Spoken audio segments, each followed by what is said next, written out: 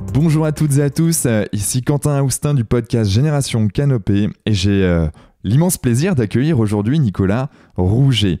Nicolas, skipper sétois d'adoption et passionné de voile, se prépare avec son équipe à relever l'extraordinaire défi de prendre le départ du Vendée Globe 2024.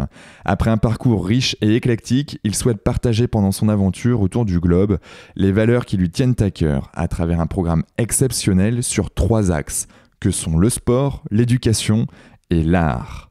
Bonjour Nicolas, comment te sens-tu ? Bonjour Quentin, Ça va ?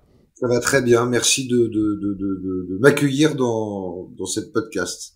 Je t'en prie, c'est important pour nous de pouvoir donner la parole à des personnes, des personnalités qui ont des rêves, qui ont envie de les concrétiser, qui les concrétisent, et puis qui sont aussi des inspirateurs. Je ne sais pas si ça se dit, mais en tout cas, des personnes qui sont inspirantes et qui nous donnent envie aussi de concrétiser aussi nos rêves. Ça, c'est hyper important en tout cas, je pense.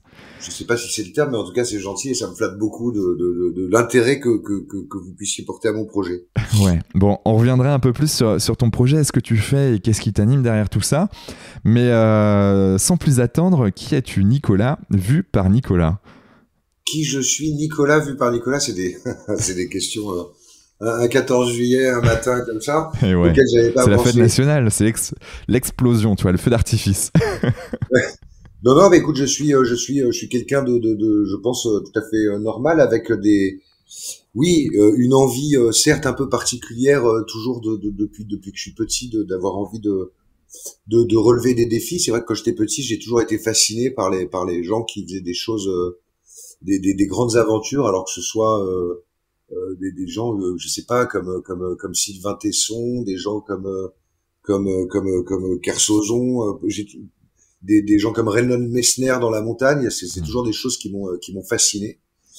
Et j'avais toujours ça dans un coin de ma tête, mais je crois que c'est un peu long de se dire qu'il est possible c'est pas des choses communes, donc nous on est happés dans la vie par les études, par le couple, etc., par sa famille, et c'est difficile de se libérer de tout ça, mais on s'aperçoit qu'un jour tout est possible et qu'on peut le faire, et qu'il suffit juste de vouloir de se lancer dans cette aventure, et puis après les choses suivent naturellement, je crois. Ouais. Et carrément, mais du coup, toi, donc tu parlais de ta jeunesse, de certains rêves que tu avais étant plus jeune, tu as eu aussi un parcours assez éclectique.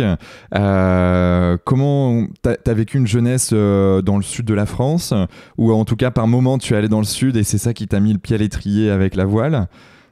Oui, non, alors oui, j'habitais, non, quand j'étais petit, j'étais à Paris, moi, Ouais. et je venais tous les étés, j'avais cette chance de passer un mois à Sète, et ma mère m'a inscrit, j'ai commencé l'école de voile à Sète, sur l'étang de Thau, au Barou, Ouais. et avec mon ami d'enfance, qui aujourd'hui s'occupe de la communication de mon projet, de la communication visuelle. Ouais. Et j'ai commencé la voile comme ça. Et puis les tantos, c'est rigolo, parce que quand t'es petit, c'est une mer. C'est pas très grand, hein, ça fait je crois 4 kilomètres de large. Mais quand t'es petit, c'est un océan. Et quand on traversait l'étang, on avait l'impression de partir. Aujourd'hui, j'avais l'impression de partir, de traverser l'Atlantique, quoi. Ouais. Et puis après, tu grandis. Donc on a changé de support. On partait l'été. Ses parents avaient un joli bateau, donc on partait en croisière sur ce bateau.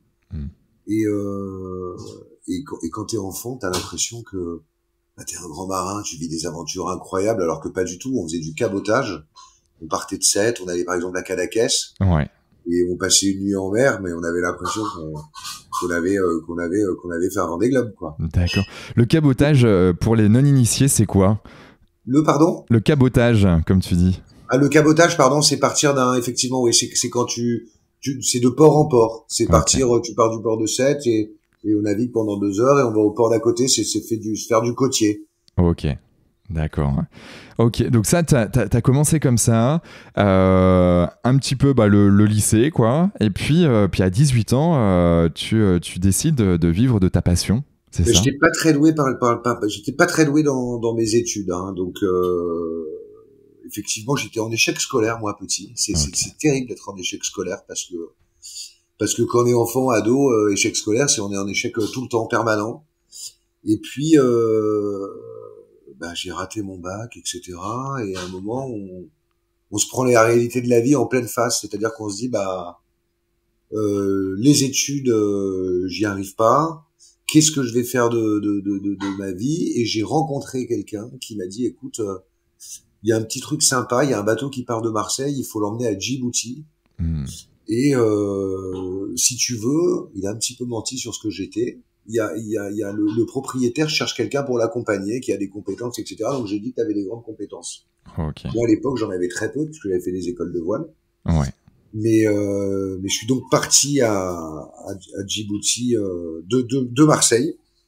Je suis parti avec plein de convictions en me disant parce que je crois que quand t'es un peu jeune, t'as toujours tendance à avoir à croire que t'es un peu meilleur que tout le monde et le bateau ça pardonne pas, la mer ça pardonne pas. Ouais.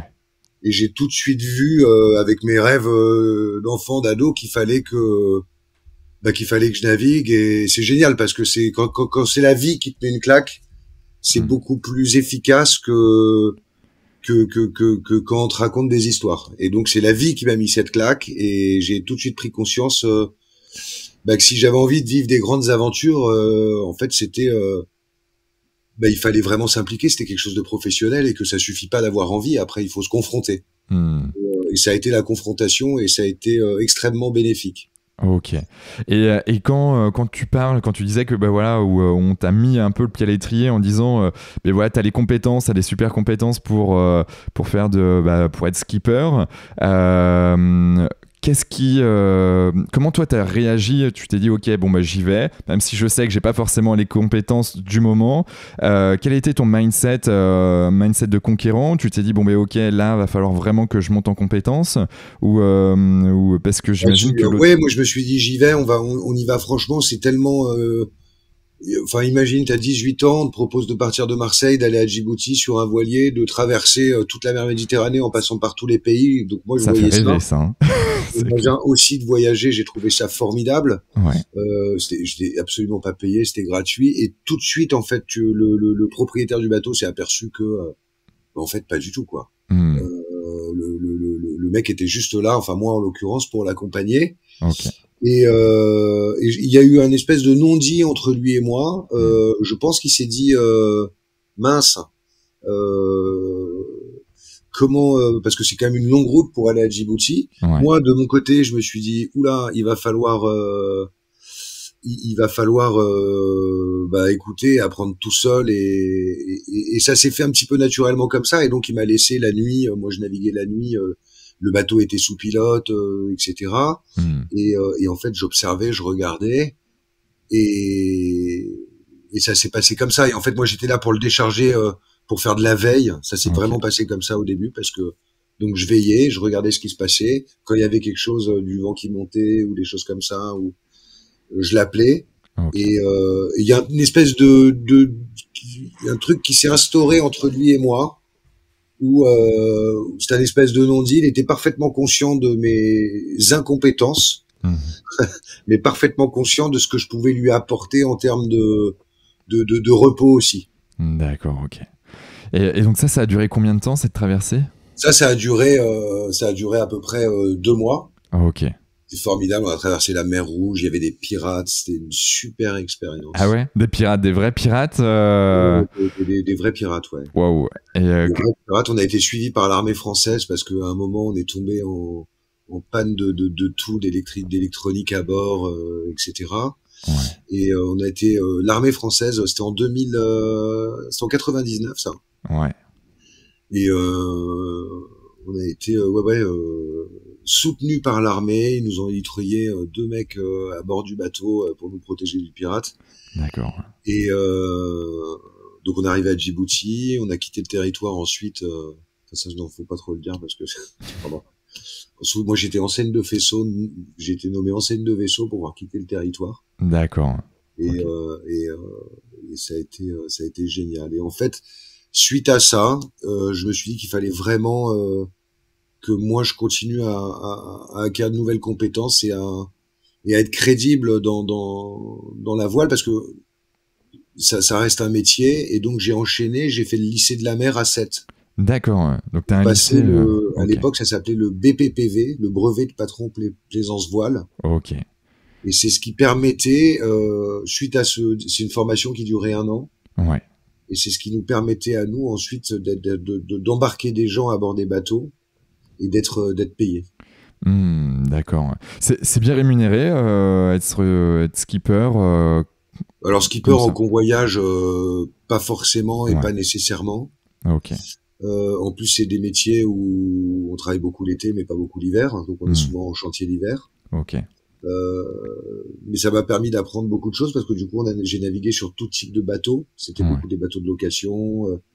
On t'appelle, on te dit il faut emmener un bateau en Corse, il faut emmener un bateau aux Baléares. Hmm.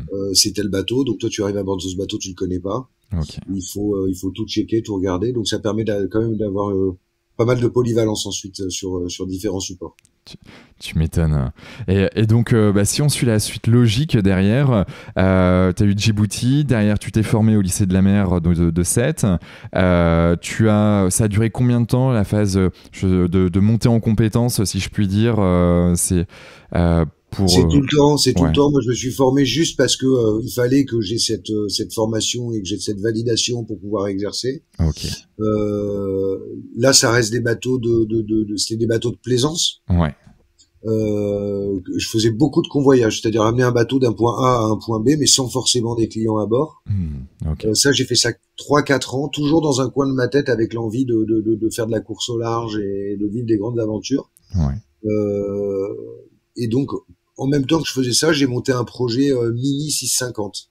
Le Ouais. Mini 650, c'est le support pour débuter dans la course au large. Hmm.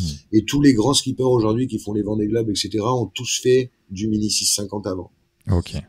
Donc C'est un monocoque, c'est. c'est un tout petit bateau, c'est Ouais. exactement comme les bateaux du Vendée Globe, sauf qu'un bateau du Vendée Globe fait 18 mètres 28, c'est un 60 pieds. Ok.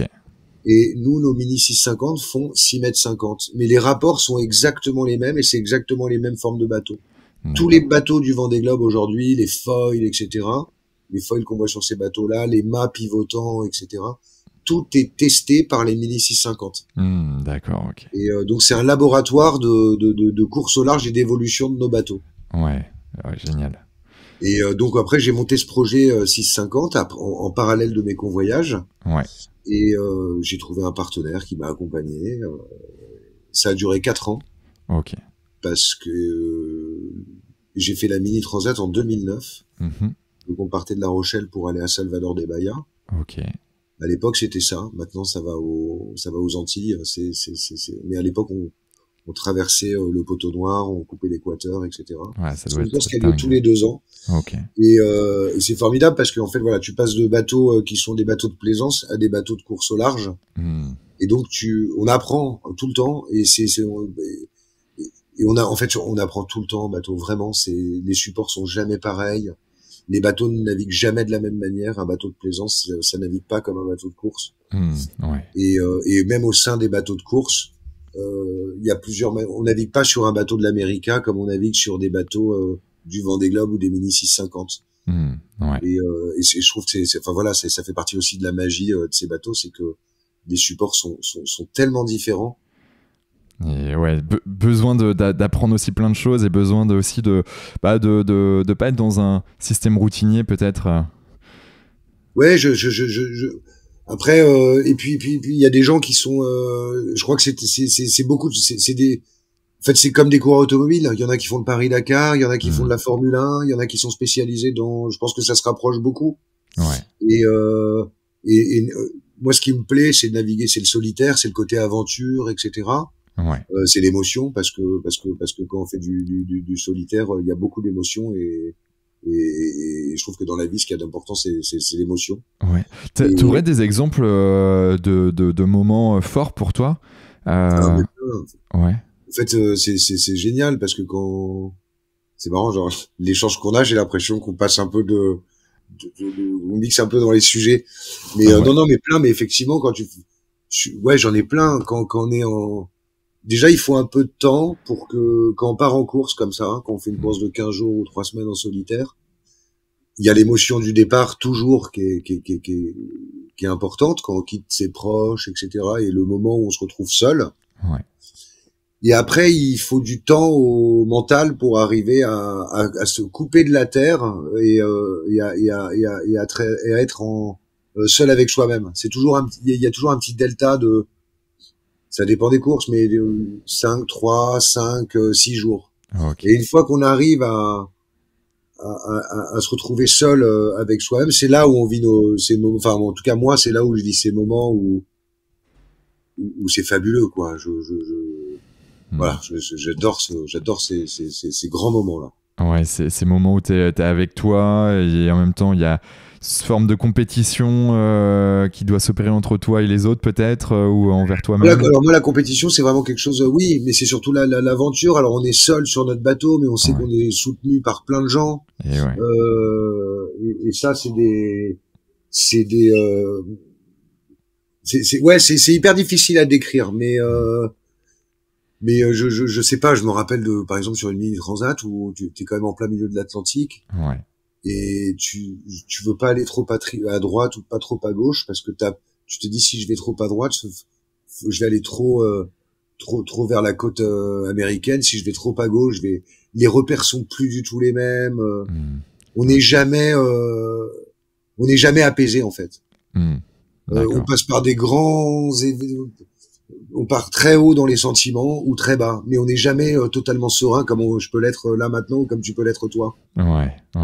C'est et en même temps, il y a un environnement qui est quand même présent et qui fait qu'il faut s'adapter en permanence aussi. La houle monte d'un seul coup, il y a bim, plus rien, puis d'un seul coup il y a un orage qui débarque. Bref, j'imagine que faut être aux aguets en permanence.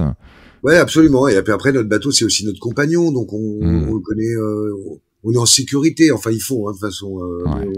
On est vraiment, c'est un être humain hein, pour moi, et on a l'impression qu'il nous.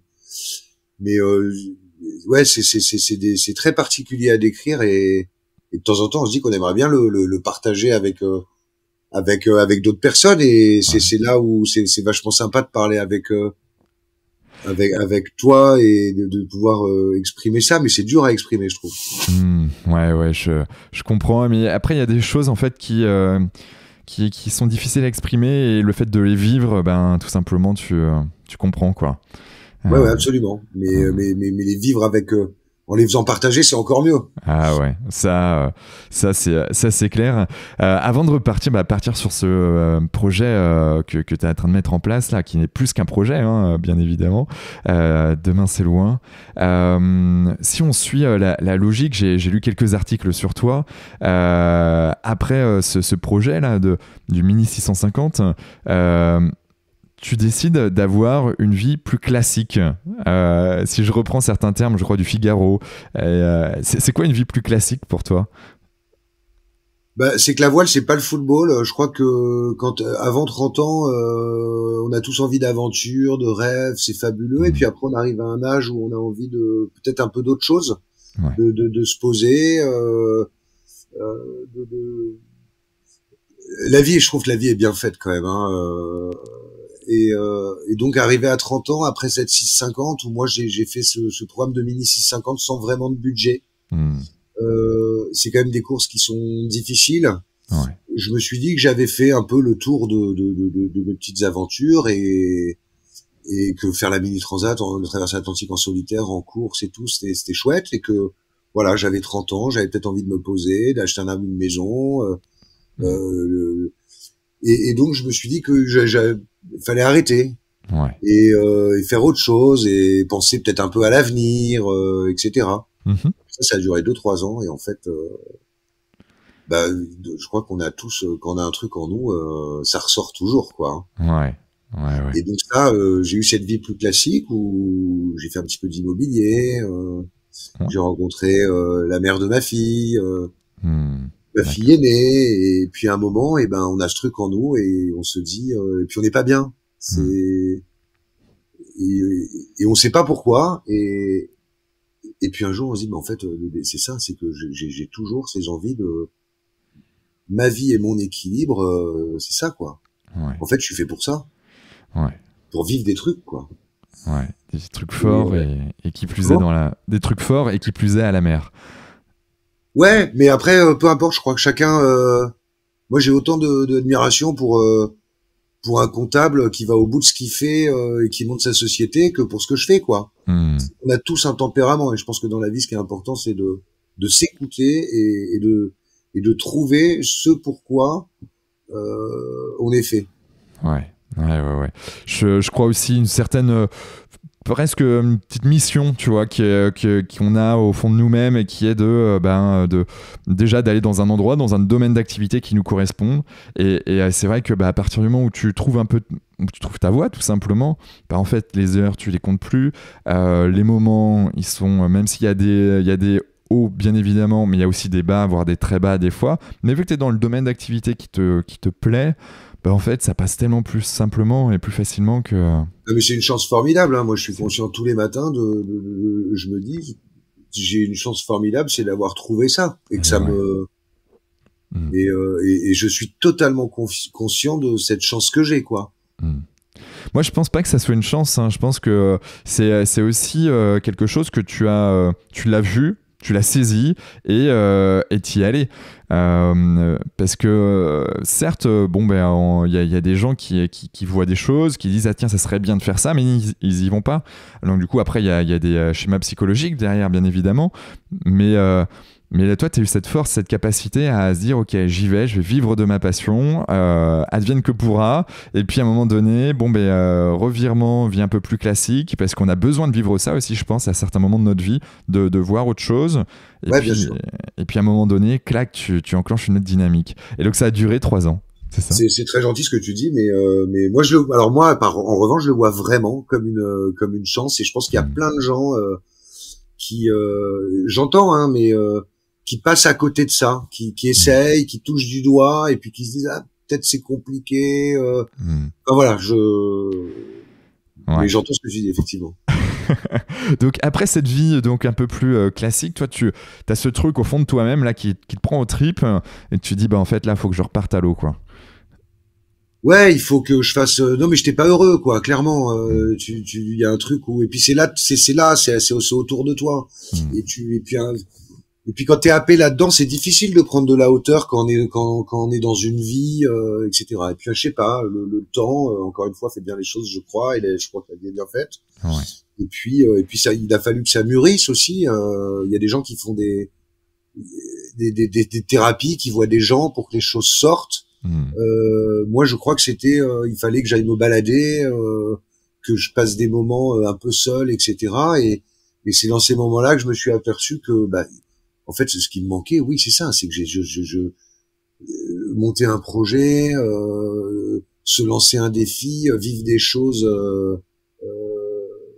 émotionnellement avec toi-même. Je crois que c'est ça qui me fait vivre et qui me plaît dans la vie, quoi. Ouais, je partage totalement. Je suis aussi avide de sensations fortes, on va dire ça comme ça, ou besoin d'adrénaline, et puis de vivre des choses qui te paraissent un peu, qui sortent du commun, qui sont propres à toi et que toi, ils te font. Tu les rêvais quand t'étais gamin, quoi. Absolument. Je crois qu'on n'a qu'une vie, que ça passe très vite. Et que le bilan de tout ça, c'est qu'un jour, on sera plus là. Mais le jour, avant que ça arrive, j'aimerais, moi, me dire... putain, t'as quand même fait des trucs formidables, t'as vu des endroits, moi j'ai des couleurs, des endroits que peu de gens voient, ou qui sont reculés, et qui sont vierges, et voilà, et alors je parle pour moi encore une fois, mais ma réussite de vie, je pense que ce serait ça. Il y a des gens qui vont se dire, moi ma réussite de vie, c'est de rendre ma femme heureuse, et moi j'ai vachement d'admiration pour ça, mais je trouve mon bonheur est ailleurs, voilà. Mais mon épanouissement. Ouais, mais on est tous différents et encore une fois, toi aujourd'hui, toi t'as 10 ans ou toi il y a 10 ans, c'était complètement, c'était une autre personne avec certes un rêve qui est là, mais avec des envies du moment qui sont un peu différentes et puis des choses à apprendre et puis c'est ce qui fait, on a tous nos chemins de vie, quoi. C'est ça qui fait que. Et ouais. On a tous nos chemins de vie. Si je continue un peu dans ton cursus, ensuite, donc après cette vie, tu t'es remis à l'eau, donc tu as repris le bateau.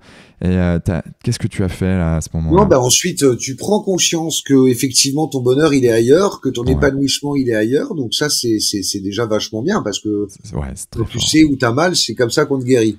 Ouais. Et donc j'ai trouvé un petit peu, je crois, où j'avais mal. Après, il a fallu mettre tout ça en musique parce que j'avais déjà fait cette mini transat, déjà fait du bateau en convoyage, etc. Et j'avais envie d'autre chose. Je me suis dit, il faut vivre faut y aller vraiment. T'arrives à un âge où tu avances dans l'âge, tu grandis. Et donc il y a cette envie de Vendée Globe parce que pour moi c'est le Graal absolu qui était là depuis très longtemps. Et on va pas se mentir, moi je m'appelle Nicolas Rouget, j'ai rien gagné. Il y a des skippers de talent, il y a des gens bien plus brillants que moi dans la voile, mais ça fait partie de la magie du Vendée Globe, c'est-à-dire que le Vendée Globe, il faut raconter une histoire, qu'on soit premier ou qu'on soit dernier. Finalement, on s'en fout. Il y a la performance sportive et puis il y a l'histoire qu'on raconte et puis il y a l'aventure extraordinaire qui est de faire le tour du monde en solitaire, sans escale, sans assistance, avec le vent, etc.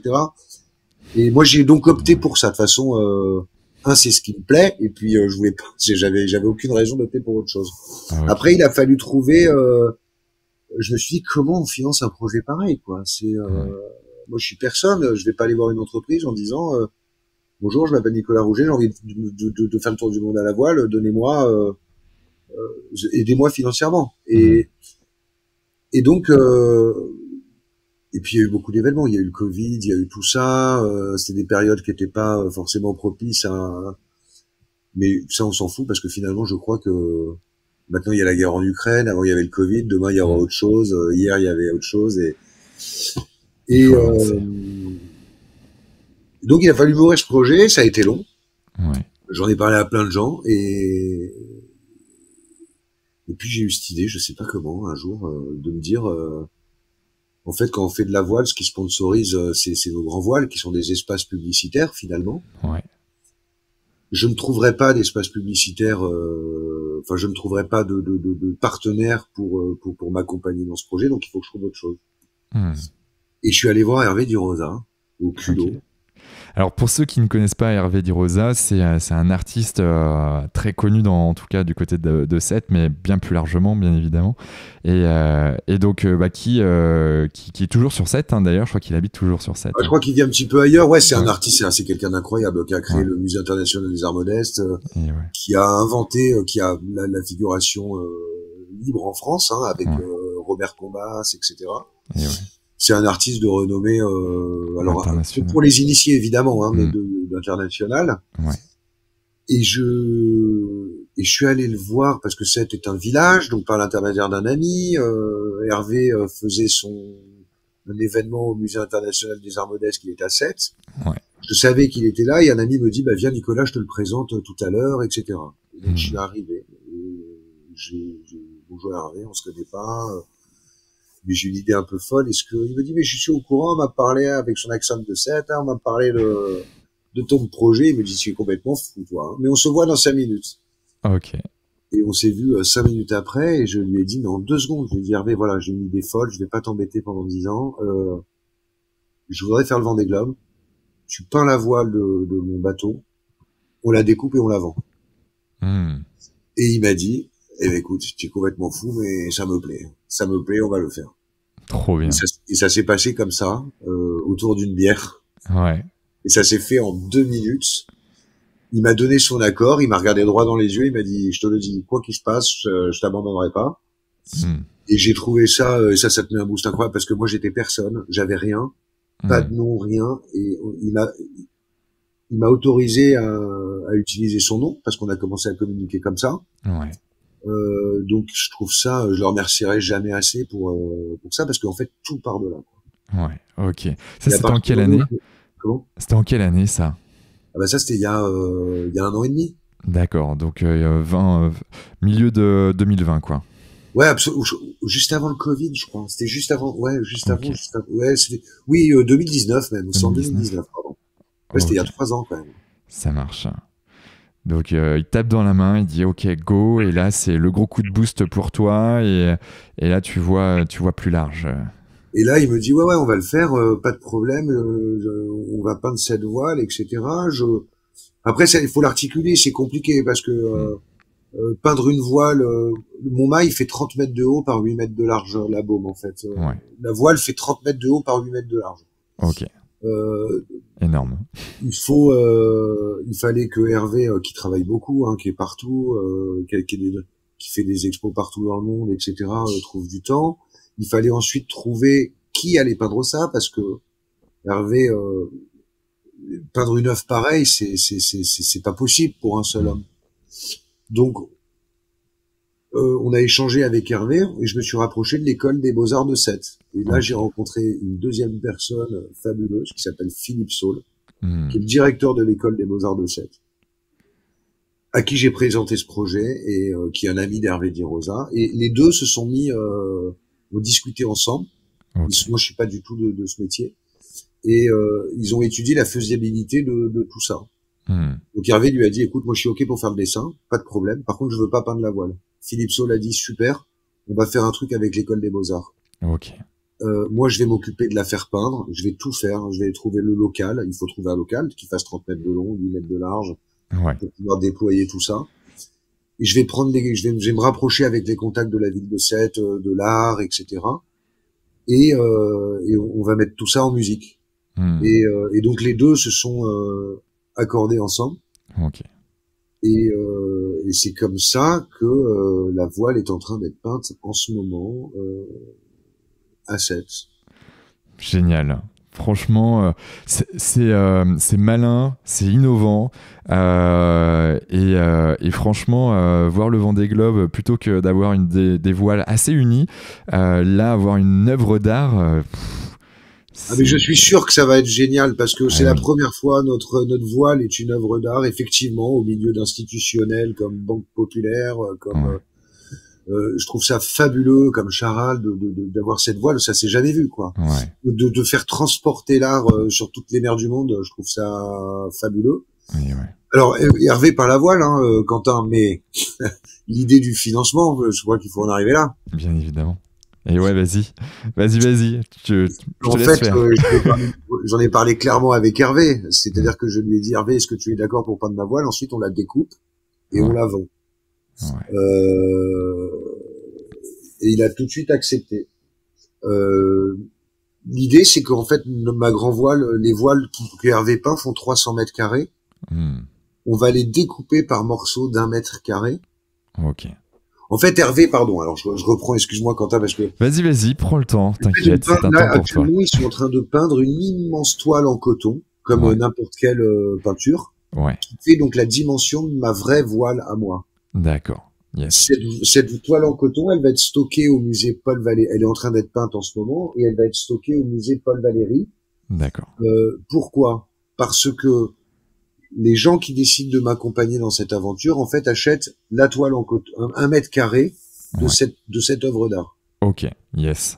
Moi, je pars avec ma grand voile, avec une copie, mais c'est un espèce de flocage Ouais.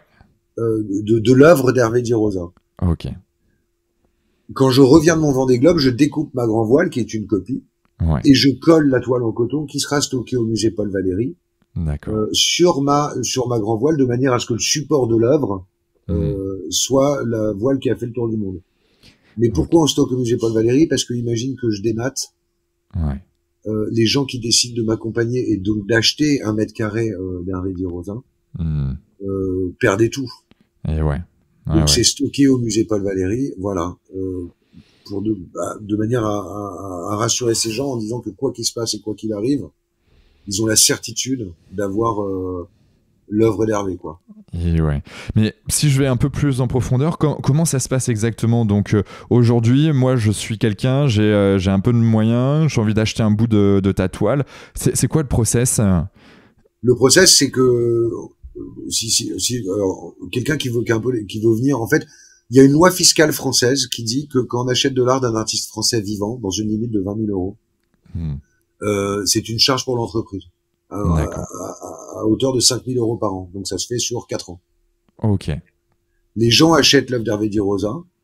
Nous, on leur donne en 2025, puisque je vais rentrer du Vendée Globe en 2025. Le départ est en novembre 2024. Ouais. Il faut à peu près 3 mois pour faire le tour, donc je vais rentrer en janvier, fin janvier, début février. D'accord, ok. À ce moment-là, les gens récupèrent, moi, quand je rentrerai, je découperai ma voile et les gens récupéreront l'œuvre. En parallèle de ça, on met leur nom de leur société sur la coque de notre bateau, de manière à pouvoir communiquer à la fois sur le Vendée Globe, à la fois sur la route du Rhum, parce que là je pars en novembre, et à la fois sur la Transat Jacques Vabre. Donc c'est 3 ans, en fait c'est du sponsoring pendant 3 ans, mais et c'est aussi finalement quelque part un investissement, parce que à titre de comparaison, la Joconde, je crois que c'est 8 millions de visiteurs par an. Finalement le Vendée Globe avec c'est presque autant. Donc voilà. Ouais, mais c'est et donc là aujourd'hui dans ce déploiement, dans ce financement, tu es au départ, c'est ça, de 2024. Tu me diras, c'est dans 2 ans, 1 an et demi. Ça part quand déjà en 2024? C'est début d'année, fin d'année? Je me souviens plus. C'est novembre. Tout est construit novembre 2000. Vendée Globe novembre 2024, Transat Jacques Vabre novembre 2023, Route du Rhum novembre 2022. Et voilà, et au milieu de ça quelques petites courses autres. T'es obligé de faire ces grandes courses avant, hein, c'est ça, pour checker. Parce que pour faire le Vendée Globe, c'est la course au 1000. Le 1000, c'est la distance parcourue en mer. Pour se qualifier, plus tu as de courses en bateau, plus tu as de chances d'être qualifié pour le Vendée Globe. Parce qu'il y aura 40 participants au départ du Vendée Globe. Il n'y aura pas 41. D'accord. Et que il y a certainement quelques bateaux qui on va voir, mais il y aura peut-être 2-3 bateaux qui vont pas pouvoir partir parce qu'ils n'auront pas assez navigué, quoi. D'accord, ok, ça marche. Donc ça, c'est les qualifications, mais c'est aussi très intéressant pour nous, évidemment. Quand on fait un tour du monde, c'est bien d'avoir fait quand même quelques transats avant sur notre bateau et de le connaître par cœur. Yes, bah ouais.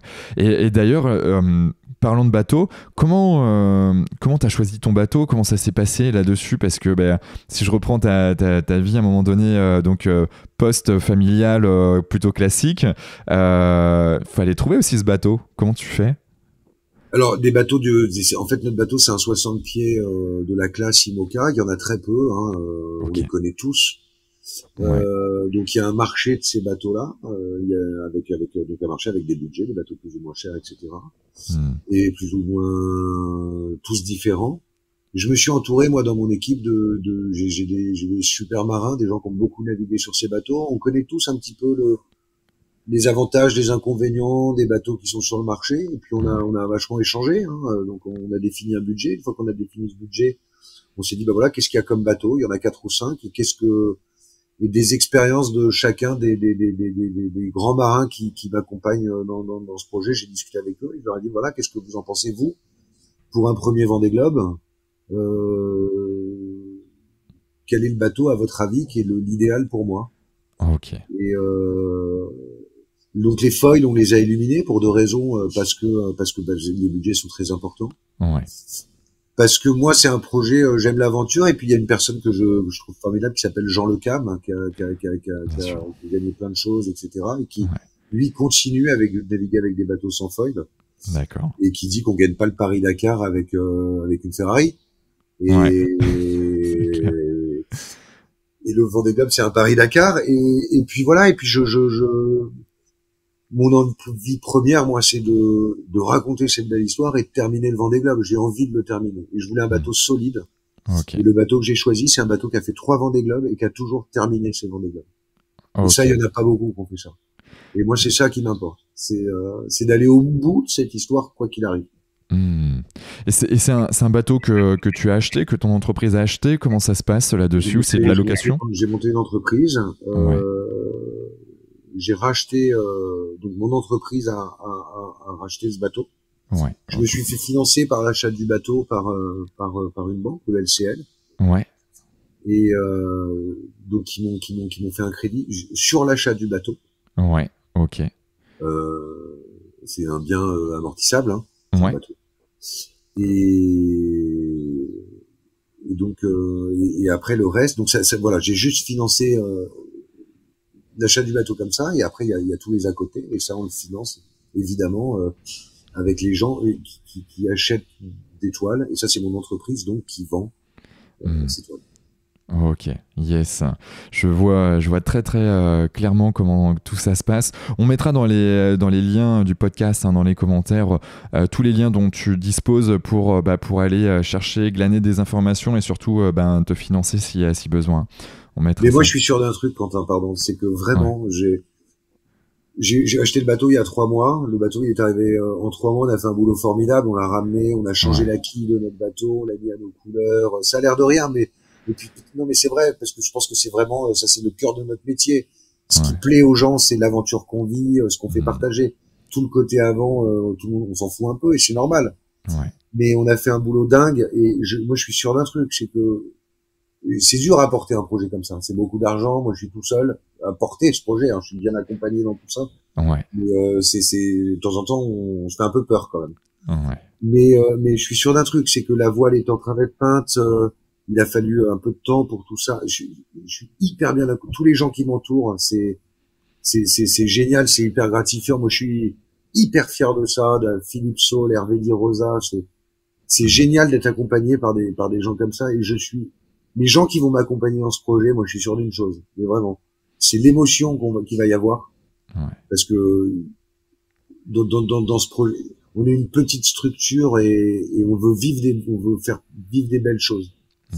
Et les gens qui vont m'accompagner financièrement, aujourd'hui 20 000 euros, les gens ils achètent une toile de Di Rosa d'1 m².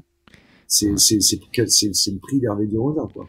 Ouais. Et en plus de ça, ils sont présents avec nous sur les 3 courses internationales les plus grandes. Et je trouve ça fabuleux. C'est-à-dire que ils auront un souvenir pour toujours en ayant. Finalement, c'est un investissement que font ces Ouais. gens-là. Et ouais, bien sûr. Il y a de l'émotion de folie parce que je travaille alors pardon. Non, oui, Non, vas-y, je t'en prie. Hein. on a Dis ce que t'as décidé de envie de dire. travailler, ce qu'on voulait dans notre projet, c'est la culture, le social, l'éducation et le sport et Ouais. l'aventure. Le sport, l'aventure, le Vendée Globe. La culture, Hervé Di Rosa. Ouais. Et l'éducation et le social, j'ai rencontré quelqu'un de formidable qui s'appelle Joël Fernandez, qui travaille pour une association qui s'appelle Espace Renaissance, Et oui, bien sûr, ouais, Espace et qui Renaissance. construisent des maisons d'accueil pour tous les enfants. Moi, je voulais trouver une belle cause, et, et, et, et donc ils construisent des maisons d'accueil pour les enfants qui ont eu des problèmes, qui sont battus, violés, maltraités, etc. Des problèmes de santé. Et ils construisent des maisons d'accueil pour accueillir ces enfants. Et ce qu'on voudrait, c'est qu'à la fin de ce projet Vendée Globe, quand on aura vendu toutes nos toiles, que les gens nous auront accompagnés, eux, ces gens-là, ils auront une trace pour toujours avec la voile de Di Rosa, de ce qu'ils ont fait. Et on voudrait que notre projet puisse laisser une trace pour toujours. Et par exemple, construire une maison d'accueil Renaissance, de manière à ce que pour toujours, il y ait des enfants qui puissent être accueillis ça, et que c'est nous qui puissions financer, je sais pas, le foncier par exemple, et qu'eux puissent construire leur maison ensuite là-dessus. D'accord. Donc il y a vraiment, ça fait partie des 3 axes dont tu as mentionné tout à l'heure, hein, le sport avec le Vendée Globe, l'art donc avec Hervé Di Rosa et mine de rien, moi ça me fait penser, j'aime beaucoup Steve Jobs et comment il a réussi à construire quand même des produits qui sont quand même assez exceptionnels. Il parle tout le temps d'art en fait. Donc Steve Jobs, donc l'ancien patron d'Apple, et il est toujours dans cette philosophie de dire que quand il terminait une présentation, c'était en gros une citation dans le domaine de l'art pour dire que sans art, en fait, on ne peut rien faire ou on ne peut pas construire quelque chose de beau et surtout qui traverse les tempêtes comme tu vas certainement en traverser. Et puis la partie éducation, moi, je trouve ça très belle. C'est important d'avoir une cause, une mission qui te transporte, qui te transcende et qui va même plus loin que juste toi et ton équipe, même si c'est génial. Mais il y a quelque chose de global derrière et ça te booste, quoi. Ouais, non, mais il y a 2 choses. L'aventure n'est belle que si elle est partagée. Moi, je suis seul en mer, etc. Bon, aujourd'hui, on a des moyens de communication qui nous permettent de retransmettre aux autres. Et ouais. Mais l'aventure n'est belle que si elle est partagée. Il faut qu'on la partage, cette aventure, absolument, avec tous les gens qui nous accompagnent. Il faut qu'on donne aux enfants, aux gens. Enfin, moi, si demain les enfants regardent ces petits personnages qu'il y a dans ma grand voile et se disent, ah ben voilà, des enfants de 6 ans, 8 ans, 10 ans, 14 ans, des enfants des quartiers, pas des quartiers, mais puissent se dire, ah ben voilà, oh tiens, c'est Hervé Di Rosa, et ben, on a apporté de la culture et je pense que, alors je suis pas du tout là-dedans, mais je pense que la culture, ça ouvre les esprits, quoi. C'est clair. Et il en faut. Moi, c'est en plus le moyen qui me permet de financer tout ça, mais j'en suis hyper fier.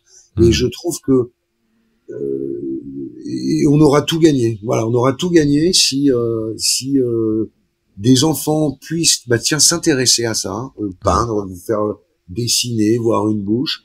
On aura tout gagné. On aura tout gagné si on arrive à faire partager le maximum de choses. Et moi, je veux. C'est vraiment mon point d'orgue. J'ai une chance, encore une fois, incroyable. Moi, c'est dur parce qu'il faut le porter, parce que je prends des risques financiers très importants. Mais j'irai au bout de tout ça. Et qu'est-ce qui va se passer? J'irai pas en prison. Je mourrai pas. Non, mais c'est pas grave. Je fais une belle cause. Et y a personne qui m'empêchera de le faire, mais il faut raconter cette histoire formidable. Je suis vraiment hyper conscient de cette chance incroyable de pouvoir vivre ça. Et si on partage pas ces grandes chances, bah ça sert à rien, quoi. Ça s'appelle de l'égoïsme, ou ça s'appelle, enfin ça a aucun intérêt, quoi. Ouais, je suis 1000 fois d'accord avec toi. J'aimerais bien reciter. Alors, je me souviens plus quel article j'ai vu, mais en tout cas, dans cet article, c'était marqué ce que j'apprécie du fait de participer au Vendée Globe est que je pourrais raconter une belle histoire. Ça, tu l'as dit à plusieurs reprises, avec mon équipe, le collectif, et faire comprendre aux jeunes issus de tous les milieux sociaux que quand tu as vraiment envie de faire quelque chose, tu y arrives. Et le fait de dire que tout est possible, ça c'est quelque chose aussi d'important pour toi, à tout le monde? Ah bah oui, mais regarde, moi je suis né à Paris, ce que je disais tout à l'heure, j'étais en échec scolaire, à un moment tu te dis que rien n'est possible.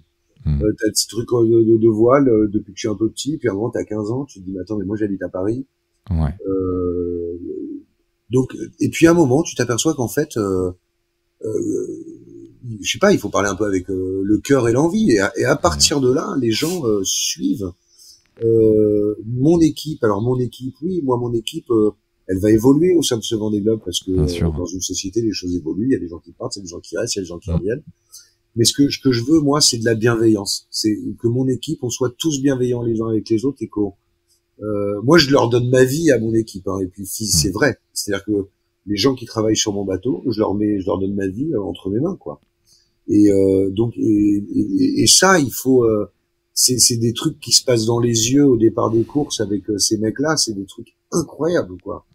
Et moi j'ai hâte de croiser ces regards et ces mots et cette petite tape ou pas sur la tête, sur l'épaule, dans le cou, on s'en fout. Mais je trouve ça génial. Et après, le tout est possible. Ce que je déteste dans la vie, c'est le communautarisme. Je crois qu'on a tous des choses à s'apporter. Je ne veux pas j'ai appelé ce projet Demain c'est loin parce que Demain c'est loin, c'est une chanson d'Ayam qui est de 98, qui pour moi est apolitique totalement et qui fait part d'un état de fait de la société et de la peur de l'autre. Et je trouvais intéressant que les jeunes se disent tiens, le rap c'est pas du tout la voile, mais qu'ils se disent bah tiens, il y a du rap dans la voile, attends je vais aller voir c'est quoi ce bateau. Et à l'inverse, les gens qui regardent qui sont dans la voile, qui sont un peu plus âgés, se disent ah bah tiens mais attends mais pourquoi ce bateau écoute du rap? Attends, je vais écouter quand même les paroles de ça. Et je n'aime pas le communautarisme et je trouve que j'aime pas les jeunes issus des quartiers qui te disent moi je peux pas y arriver parce que je suis issu des quartiers. Et de la même manière, et puis lui c'est un bourgeois, etc. Et de la même manière, je déteste les gens issus des beaux quartiers qui se disent eh non mais lui laisse tomber, c'est quelqu'un. On a tous des trucs à s'apporter et la peur de l'autre c'est terrible, quoi. Et je te dis ça, il y a aucune politique là-dedans, mais je le pense sincèrement, quoi. J'ai rencontré Ayam à plusieurs reprises. Moi, ils sont plus âgés que moi, mais c'est des mecs que je trouve formidables. C'est ils avaient, enfin je trouve Hervé Di Rosa, j'ai rien en commun avec lui. Moi j'habite à Paris, il parle comme ça, il a l'accent. Et en fait on va faire un truc, mais non mais c'est génial, j'adore. Et là si je dézoome au maximum, pour aller au bout de son rêve, quelles sont les compétences à développer? De quoi dans mon projet là? Alors toi ton projet, mais selon toi pour aller au bout de son rêve, qu'est-ce qu'il faut mettre en place en fait? Tu vois, pour quelqu'un qui est issu, qui est tout gamin là. Je crois que pour aller au bout de son rêve, il faut juste faut juste se poser avec soi-même et se dire, ok, mais qu'est-ce que je veux, et pas se mentir et pas tricher. Et après les choses, je pense que les choses découlent. Il n'y a pas de règle. Il faut juste, je crois, se poser les bonnes questions, quoi. Ouais. Je crois que, enfin, j'en sais rien, mais je crois que c'est juste ça. Moi, je te vois, on s'est vu plusieurs fois, Quentin. Ouais. Et tu passes, je te vois faire. T'as l'air, ça se voit. T'es un mec. Enfin, pardon. C'est l'impression que tu donnes, en tout cas. Ouais. T'as l'air. En tout cas, je suis un mec, ouais. Ouais, pardon, mais non, mais moi, je suis pas habitué à toutes ces interviews, mais tu donnes cette impression d'être, ce que tu fais, ça te rend heureux, quoi. Ça t'épanouit. Ouais, c'est Et clair. voilà, et je pense que c'est ça pour répondre à ta question, qu'est-ce qu'il faut pour aller au bout de son truc, peu importe, hein, qu'on soit comptable, avocat, il faut se poser des bonnes questions, et moi j'admire les gens qui sont heureux dans ce qu'ils font, quoi. Ouais, franchement, et j'ai envie de même aller plus loin, tu vois, si tu veux être performant, là, on parlait un peu de performance, le Vendée Globe, même si tu fais ça pour une belle histoire, mais tu peux pas être performant ou si t'es pas bien dans tes baskets et en bonne santé. Et être bien dans ses baskets, c'est en effet, c'est être aligné avec toi, ton véritable toi. Et ça, c'est important, ouais. Mais dans la voile, ça se traduit toujours. Des femmes, c'est des bateaux hyper physiques, etc. Il y a des femmes qui font des résultats fabuleux. Et, ouais. Et c'est là où je te rejoins complètement. C'est-à-dire que tout est dans la tête, en fait. Et beaucoup plus dans la voile. Il y a un côté, bien évidemment, un peu physique, préparation qui est pas négligeable, mais quand on va bien là-haut, on va bien partout, quoi. Ouais. Tu te prépares physiquement à tout ça? Est-ce que tu fais du sport, au-delà d'être déjà sur ton bateau et de faire tout ce que tu fais, mais est-ce que tu as un entraînement bien spécifique là-dessus? Tu fais gaffe à ce que tu manges, tout ça? En fait, moi, j'avais beaucoup boxé quand j'étais plus jeune, Okay. avec des mecs de quartier et tout. Ouais. Et c'est des mecs qui ont été, que je revois toujours, hein, c'est des mecs formidables. Et un jour, j'ai appelé un de mes anciens entraîneurs et j'ai dit, écoute, je me lance dans une aventure incroyable qu'est le Vendée Globe. Il m'a dit, écoute, moi j'y connais rien, mais je vais me renseigner, on se rappelle dans 4 jours. Okay. Il m'a rappelé et il avait tout regardé, et lui il me fait un entraînement physique. Ouais, alors un jour il faut nager, un jour il faut faire du vélo, un jour il faut aller courir. Avec par rapport à des efforts, pour monter une grande voile, il faut 30 minutes à peu près sur nos bateaux. Okay. C'est des efforts qui sont longs, donc il a tout regardé, donc il me prépare vraiment à ça. Après, oui, en ce moment, je suis un peu pris par le temps, la recherche de budget, donc je saute quelques entraînements. Ouais. Mais pareil, lui, il m'entraîne physiquement, mais tout le temps, ce qui revient, c'est ce que c'est dans la tête, quoi. Ouais. Pourquoi tu fais ça, quoi. Et voilà. Ouais. Et comment on apprend le sommeil polyphasique? On apprend quoi? Le sommeil polyphasique, tu sais, les petites phases de sommeil que tu as, toi, parce que en fait, vous dormez pas plus que 30 minutes, je crois, hein, c'est ça? Ouais, 45, 30, on est au réveil, mais moi, j'ai refait aucune formation là-dessus. Mais l'être humain s'adapte à tout. On est capable tous de plein de choses. Et quand tu pars sur ce bateau-là, on est tout de suite dans un environnement qui est un petit peu hostile, hein, sur des bateaux qui vont très vite, qui sont extrêmement puissants, mais très rapidement un peu en danger, quoi, ou en alerte. Ouais. Et donc ça se fait extrêmement naturellement. Okay. Donc j'ai pour l'instant, je vais y aller, hein. On y tend là. Plus je vais avancer vers le Vendée, plus je vais m'entraîner à ça et je vais être suivi pour ça. Mais aujourd'hui, voilà, sur des navigations de 4, 5, 6, 7 jours. Ouais. Ça arrive, c'est très facile de faire ça. Après, en Atlantique, en Méditerranée, c'est compliqué de naviguer avec nos bateaux en solitaire parce qu'il y a trop de trafic. Ah ouais. Et nos bateaux vont trop vite. Et donc il faut mettre des alarmes partout. On sait jamais, c'est quand même, ça reste dangereux. D'accord, ok. Ouais, ça marche. Donc en effet, aux aguets en permanence. Ouais. Tu sais, nos bateaux, ils vont à 15 nœuds, à peu près 15 nœuds, c'est 30 km/h. Il faut savoir que quand tu regardes l'horizon, elle est à peu près à 15 000. Donc à 30 km. Ah ouais, donc ça va vite. Donc ça veut dire qu'en 1 heure de temps, nos bateaux sont si rapides qu'ils passent de l'autre côté de l'horizon. Donc ça c'est dans un petit temps. Donc c'est très compliqué avec tous les bateaux il y a beaucoup trop de bateaux en mer pour en solitaire c'est compliqué, quoi. C'est pour ça qu'il y a plus d'ailleurs de nos bateaux en solitaire en Méditerranée. D'accord, ok. Penses-tu être une personne équilibrée? Je la pose systématiquement, mais c'est juste, c'est pas de question piège, hein, c'est juste comme ça pour comprendre. Alors, ça dépend sur quel point, mais je pense que je prends beaucoup de risques. Il y a sûrement un peu d'inconscience là-dedans. Je parle de l'entreprise là. Ouais, ça marche.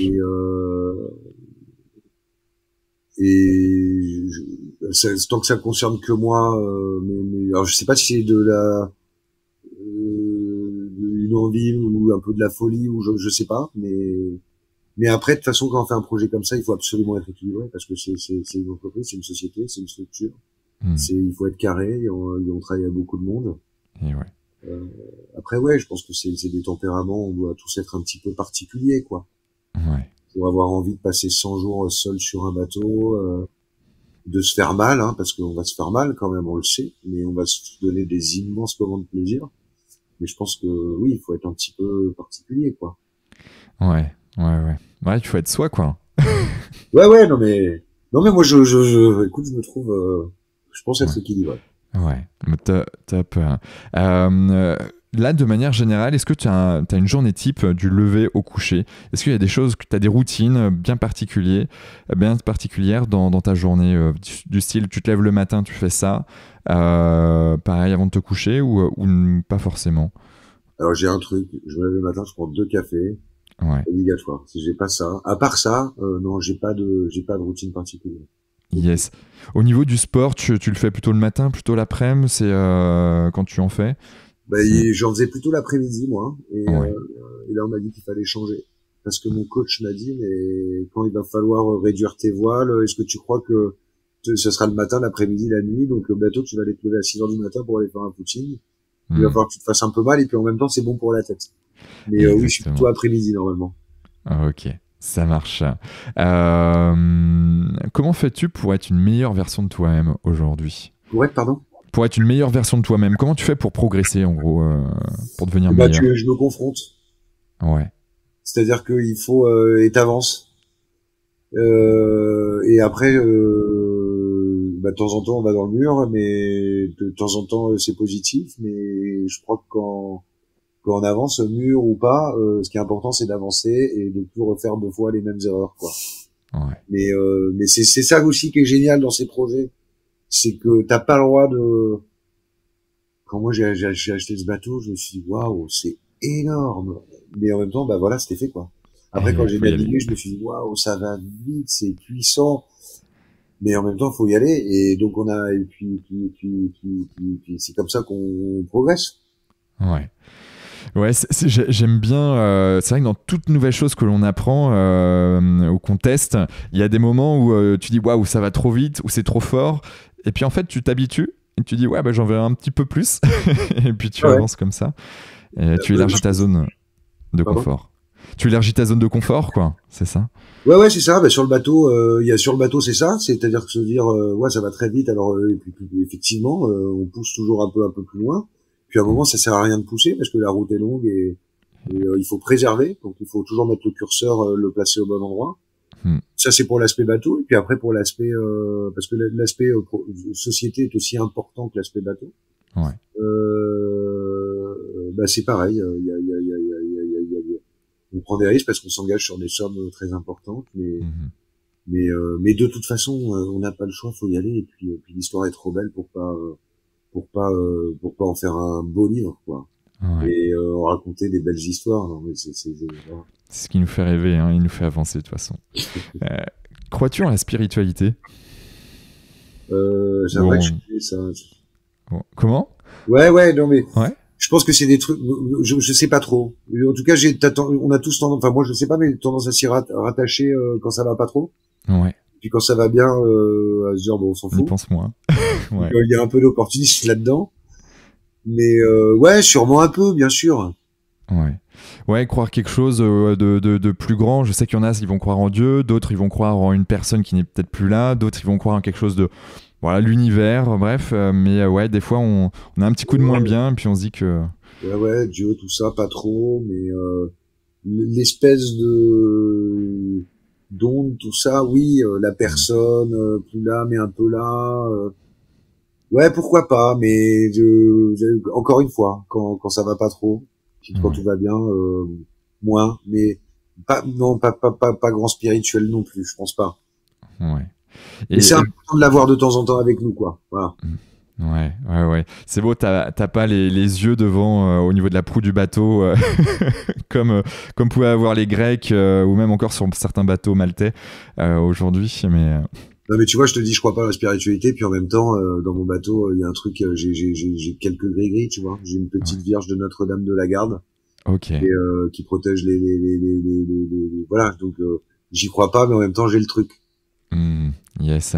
T'as d'autres gris-gris comme ça ou Ah bah, je vais en avoir quelques-uns, je sais. Là, j'ai ça ouais. toujours sur la petite voilà de Notre-Dame. Et puis il va m'en falloir quelques-uns. En revanche, Hmm. on est très merde, j'ai oublié, c'est pas mon terme. Concret, Euh, pragmatique. Comment? Peut-être quelque chose de très pragmatique aussi d'un côté, un peu de spiritualité, mais c'est en même temps, Oui, on est mais dedans, quoi. tu sais les choses qu'il faut pas dire sur les bateaux, les choses qu'il faut pas faire. Ah, ouais. C'est mon terme ça. Ouais, je pourrais pas te le sortir comme ça, mais je vois très bien ce que tu veux dire et je pense que les auditeurs Ça aussi. oui, ça je fais très attention à ça. D'accord. Bon, ben, on gardera ça ou tu garderas ça pour toi. On arrive vraiment sur les dernières questions. Déjà, comment on peut te joindre là, comme ça? Alors, on a nous un site internet qui est en cours qui s'appelle DCL 2024. Ok, Où on peut télécharger tout notre dossier, nos ouais, partenariats, etc., où il y a nos d'accord. coordonnées. Ouais, Et on est sur les réseaux sociaux, à la fois sur Facebook, sur Instagram et sur LinkedIn. ok, Nicolas Rouget, Demain c'est loin 2024. yes. Et là, il y a toute notre actualité. Là, en ce moment, bah, on a balancé des vidéos de notre dernière navigation dans 15 à 18 nœuds, où le bateau marchait à 15-18 nœuds. C'était super. Waouh. La semaine prochaine, et en ce moment, on balance toute l'actualité de la peinture de notre voile. Hmm, Et ça reste, c'est génial aussi parce que c'est hyper intéressant. Moi, j'invite vraiment les gens qui sont intéressés par notre projet à nous contacter, à venir voir cette peinture parce que hmm. c'est une prouesse technique. Il faut que tu viennes, Quentin. Ouais, C'est fabuleux et puis c'est fait à l'ancienne. waouh. Philippe Saul est quelqu'un de passionnant. Il nous a tout expliqué. Ça va être stocké au musée Paul Valéry avec un taux d'hydrométrie pour la conservation de l'œuf parfait. C'est une toile qui est faite pour une durée de plusieurs siècles, donc ils appliquent Trop bien. des acryliques spéciaux. Tout va être dit sur nos réseaux sociaux là, mais moi je suis pas du tout artiste, mais je Hmm, prends ces informations, je trouve ça tellement intéressant. ouais. Et ça, pour sûr, tu vas pouvoir les réutiliser dans d'autres parties de ta vie et tu vas pouvoir cross-checker tout ça. Parce que mine de rien, tout ce qu'on apprend en permanence, bah, ça nous resserre à un moment donné, un autre moment dans notre vie. Et ouais, c'est passionnant. Et d'ailleurs, admettons, voilà, moi je suis une entreprise, j'ai 10, 15, 20, 50 salariés. Je me dis, bah tiens, j'aimerais bien offrir ça à mes collaborateurs, faire une sorte de tournée ou une demi-journée de bateau. Est-ce que c'est des choses qui sont envisageables pour toi ou Ouais, bien sûr que c'est des choses qui sont envisageables là à partir de la rentrée prochaine, parce que Ouais, là le bateau est à Marseille, il va partir. Moi, il faut que je fasse mes qualifications. Donc, il faut que ouais, je fasse 2500 kilomètres à la voile en solitaire pour être qualifié pour la route du Rhum. C'est quelque d'accord. chose que je vais faire là, début août. Ok, Ensuite, on monte en Bretagne, parce qu'il ouais. faut que je sois en Bretagne assez rapidement pour repréparer un petit peu le bateau Mhm. et le ramener à Saint-Malo pour le départ de la route du Rhum. Mais quelqu'un D'accord. qui a 20, 10, 50, 3, 4, 5 salariés, Mhm. moi, c'est de venir avec nous dans cette aventure, parce que l'aventure n'est belle que si elle est partagée, parce que on a envie de la partager, Ouais. parce que moi, je garantis un truc, ils vont venir naviguer avec nous. Parce qu'à Mhm. bord de ce bateau, on a des moyens de communication qui nous permettent de faire des lives en permanence. Ok. Parce que ces gens qui viennent avec nous dans cette aventure, ils vont venir naviguer avec nous et ils vont s'offrir une toile incroyable d'Hervé Di Rosa sur la grand voile qui aura fait le tour du monde et qui aura traversé tous les océans. Il n'y a pas Mhm. une œuvre d'art qui a fait ça. J'en connais Ouais. pas. Et ouais. Il n'existe pas. Qui aura fait les 3 mers, qui aura fait le tour de l'Antarctique, qui aura passé les 3 caps mythiques. Voilà. Mhm. Trop, trop bien, trop bien. Euh, Ok. C'est une charge pour eux, Ouais. pour ces entreprises. Et en plus, c'est important de le dire. Non, mais c'est vrai. Et voilà. Qui me conseillerais-tu d'inviter sur ce podcast? Comment? Qui me conseillerais-tu d'inviter sur ce podcast? Ah, putain, très bien. J'aurais dû celle-là. Il y a un nom comme ça en tête là une personne encore présente, vivante. Ouais, moi non mais je vais rester dans si, non mais il y en a deux. Moi, j'ai beaucoup lu les bouquins de Kersozon. Je le connais pas personnellement, j'ai jamais navigué avec lui. J'ai plein de copains qui le connaissent, mais j'aime beaucoup ce qu'il écrit et voilà. Parler philosophiquement avec lui, c'est un truc que je te conseille. J'aimerais beaucoup l'entendre. Ouais. Et puis moi j'admire un mec comme Reinhold Messner, quoi. Je sais pas si tu vois qui c'est, mais pas plus que ça, mais je vais m'enseigner. Dis-moi tout. Les sommets de la planète dans les années 70 en hiver, en autonomie totale et sans assistance. Waouh. Tellement pour dans les années 70 en plus, avec le pack que ça devait représenter, en termes d'habits, en termes de tout ça, c'est pas du tout les mêmes moyens qu'aujourd'hui. Donc, waouh, ok. Dernière question, puis après je te laisse pour ce 14 juillet en famille. Aurais-tu un dernier mot à dire à nos auditeurs ? Écoute Quentin, moi alors je sais pas si je vais répondre à ta question, mais merci de m'inviter, merci aux gens qui écoutent cette podcast et moi voilà, venez avec nous dans cette aventure parce que ça va être tellement il y a cette culture, ce social, ces enfants là, je veux dire avec lesquels moi j'ai vraiment envie d'aider ça et il y a aucune démagogie dans ce que je dis, dans ce que je fais. Moi je veux que de la sincérité. S'il y a pas de sincérité, ça sert à rien de le faire. Et ouais, il faut venez avec nous dans cette belle histoire. Ouais. Demain c'est loin, mais en même temps c'est proche à la fois et c'est du concret. Donc c'est demain, c'est dans quelques heures. Ouais, bon, génial. Bon, hâte de te suivre et de voir tout ce que tu es en train de mettre en place avec ton équipe. Merci infiniment d'être passé dans notre podcast, Nicolas. Très bonne route à toi. On reste en contact parce que je vais retourner te voir quelques fois. Et puis à toutes celles et ceux qui nous écoutent encore, je vous dis rendez-vous la semaine prochaine pour une nouvelle belle aventure comme celle-ci. Ciao, ciao, belle semaine à tous. Merci Quentin, à bientôt. Salut. Bravo. Vous avez écouté cet épisode de Génération Canopée jusqu'au bout. Merci de le partager à au moins 3 personnes autour de vous et de nous mettre une note 5 étoiles avec un gentil commentaire. Au-delà d'en avoir besoin pour être dans le top des classements, c'est hyper important pour nous. Pourquoi ? Parce que ça nous permet de toucher un maximum de personnes qui méritent d'être plus heureuses, en meilleure santé et plus performantes. D'autant plus que, plus nous aurons d'abonnés, plus nous pourrons attirer des personnalités exceptionnelles avec tout ce qu'elles ont à nous apporter. Et si vous souhaitez passer un cap dans votre vie, pour être plus heureux, améliorer significativement votre niveau de santé et ou devenir plus performant, toute l'équipe de Canopée est prête à vous bichonner comme il se doit. Vous n'avez qu'une seule chose à faire. Créez votre profil sur canopee.com, QANOPEE.com si ce n'est pas déjà fait, et faire votre check-up bien-être. Du contenu gratuit et des praticiens vous y attendent. C'était Quentin Aoustin et je vous embrasse. Ciao ciao.